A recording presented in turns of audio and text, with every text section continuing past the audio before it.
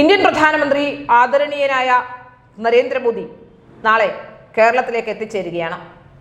Thiruvananthapuram corporation പിടിച്ചാൽ, തലസ്ഥാനത്തിന്റെ ഭരണം BJPയെ ഏൽപ്പിച്ചാൽ തീർച്ചയായും 45 ദിവസത്തിനകം പ്രധാനമന്ത്രി നേരിട്ടെത്തി ചില പാക്കേജുകൾ പ്രഖ്യാപിക്കുമെന്ന് പറഞ്ഞിരുന്നു.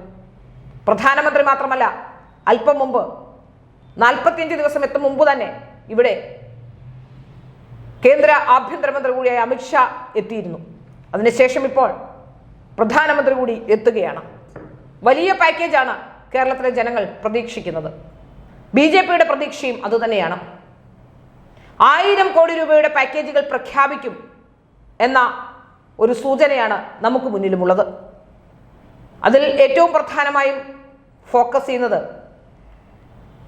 ഇവിടുത്തെ തിരുവനന്തപുരം നഗരത്തിലെ വെള്ളക്കെട്ട് കുറയ്ക്കുന്നതിനാവശ്യമായ നടപടിക്രമങ്ങളുമായാണ്.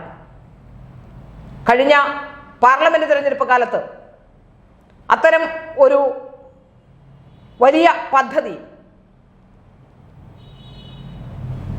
ജന്മഭൂമി തന്നെ മുന്നോട്ട് വെച്ചിരുന്നു.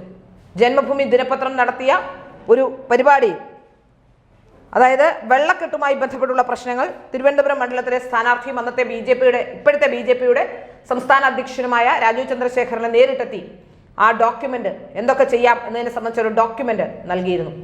ആ ഡോക്യുമെന്റ് പ്രകാരം 200 കോടി രൂപ അന്ന് തന്നെ അനുവദിക്കാമെന്ന് കേന്ദ്ര സർക്കാർ പറഞ്ഞെങ്കിലും കേരള സർക്കാർ വേണ്ട എന്ന തീരുമാനത്തിലേക്ക് എത്തിച്ചേരുകയായിരുന്നു. ഏതായാലും BJP അധികാരത്തിൽ വന്നതോടുകൂടി വലിയ പദ്ധതികൾക്ക് തുടക്കമിടാൻ കഴിഞ്ഞു, അല്ലെങ്കിൽ വലിയ പദ്ധതികൾ, പറഞ്ഞ വാക്കുകൾ പാലിക്കാൻ കഴിയുന്നുണ്ടെന്ന കാര്യത്തിൽ സംശയമില്ല. അതിന് മുന്നോടിയായി ഇന്നലെ നമ്മൾ കണ്ടതാണ് നഗരത്തിലെ ബോർഡുകളെല്ലാം നീക്കം ചെയ്യുന്ന പ്രക്രിയ, അതുപോലെ തെരുവു നായ്ക്കളെ പുനരധിവസിപ്പിക്കുന്ന പ്രക്രിയ, ഇതൊക്കെ തുടർന്നുകൊണ്ടിരിക്കുകയാണ്.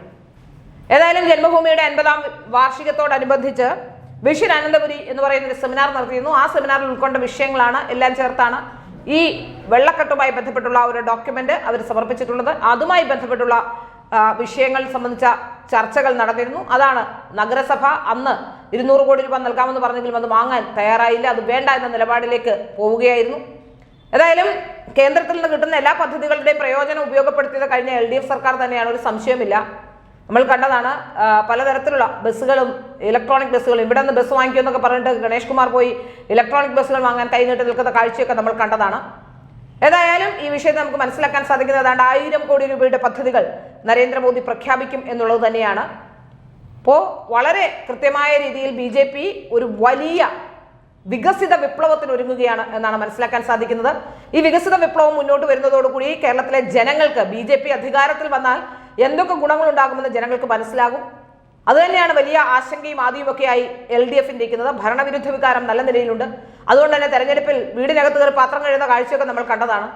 എന്ത് ചേടിവേല ചെയ്തിട്ടാണെങ്കിലും എങ്ങനെങ്കിലും ഭരണം തിരിച്ചു പിടിക്കണമെന്നാണ് വിചാരം. കാരണം ഈ മറ്റേതെങ്കിലും ഒരു രാഷ്ട്രീയ പാർട്ടി ഭരണത്തിലെത്തിയാൽ കഴിഞ്ഞു കിടക്കുന്ന അഴിമതികളെല്ലാം പുറത്തു വരും. ഇപ്പോൾ തന്നെ നമ്മൾ കണ്ടതാണ്, കേരളത്തിലെ എല്ലാ ക്ഷേത്രങ്ങളും കൊള്ളയടിക്കപ്പെട്ടിരിക്കുന്നു. അതിന്റെ പിന്നിലുള്ള ഉദ്യോഗസ്ഥരെയും പോറ്റിമാരെയും ഒക്കെ മാത്രമാണ് ഇപ്പോൾ ലക്ഷ്യം വെച്ചുകൊണ്ട് മുന്നോട്ട് പോകുന്നത്. മന്ത്രിമാർ അടക്കമുള്ളവർ, പോറ്റിയുടെ വീട്ടിൽ പോയ മന്ത്രിയെ കുറിച്ച് പറയുന്നുണ്ട്.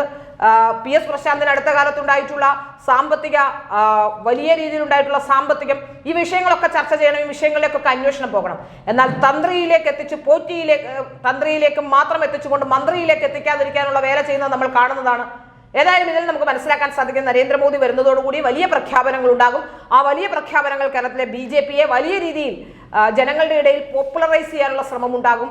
തീർച്ചയായും BJPക്ക് വലിയ രീതിയിലുള്ള ഗുണമുണ്ടാകുന്ന, കേരളത്തിലെ ജനങ്ങൾക്ക് വലിയ രീതിയിൽ രാഷ്ട്രീയപരമായി BJPക്ക് ഗുണം ചെയ്യുമ്പോൾ കേരളത്തിലെ ജനങ്ങൾക്ക് വലിയ രീതിയിൽ അവരുടെ ജീവിത രീതിയിലും സാഹചര്യങ്ങളിലും ഒക്കെ മാറ്റം വരുന്ന രീതിയിലുള്ള വലിയ ഒരു വിപ്ലവത്തിനാണ് തുടക്കമിടാൻ പോകുന്നത്. നാളെ നരേന്ദ്രമോദി തിരുവനന്തപുരത്ത് പ്രഖ്യാപിക്കാൻ പോകുന്നതും ഏതാണ്ട് 1000 കോടി രൂപയുടെ പുതിയ പദ്ധതികളായിരിക്കുമെന്ന കാര്യത്തിലും സംശയമില്ല.